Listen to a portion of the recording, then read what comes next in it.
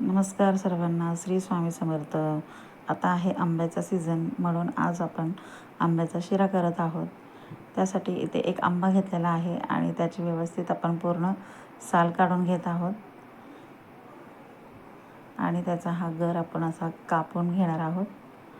व्यवस्थित मिक्सरमध्ये छोट्या छोट्या फोडी करून आपण घालून मिक्सरमध्ये फिरवून घेणार आहोत. त्याच्यात काही घालणार नाही, फक्त पल्पच बारीक करून घेणार आहोत.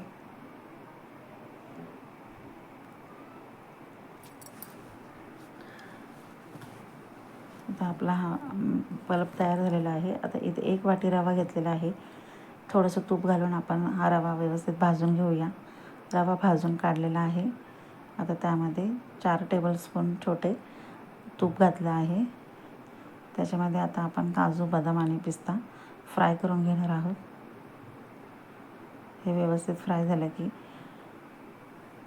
आपण याच्यामध्ये दूध घालणार आहोत. 1 वाटी रवा घेतलेला आहे, तर 2 वाटी आणि अजून थोडीशी पाव वाटी दूध आपण ह्याच्यामध्ये घालून घेणार आहोत.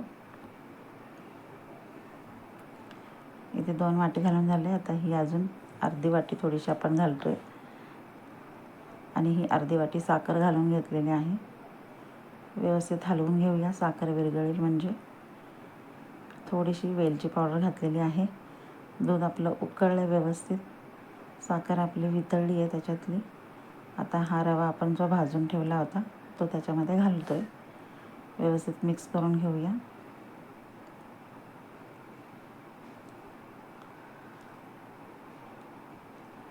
आता रवामध्येच आपण इथे हा मँगोचा पल्प घालून घेतोय आणि व्यवस्थित मिक्स करून घेऊया.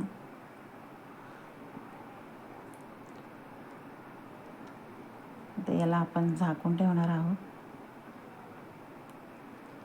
त्याच्यामध्ये आपण थोडेसे मनुके घालून घेऊया आणि थोडंसं केशर घालून घेतोय. आता पुन्हा आपण हे व्यवस्थित मिक्स करूया आणि एक 5 मिनटं व्यवस्थित झाकून ठेवूया.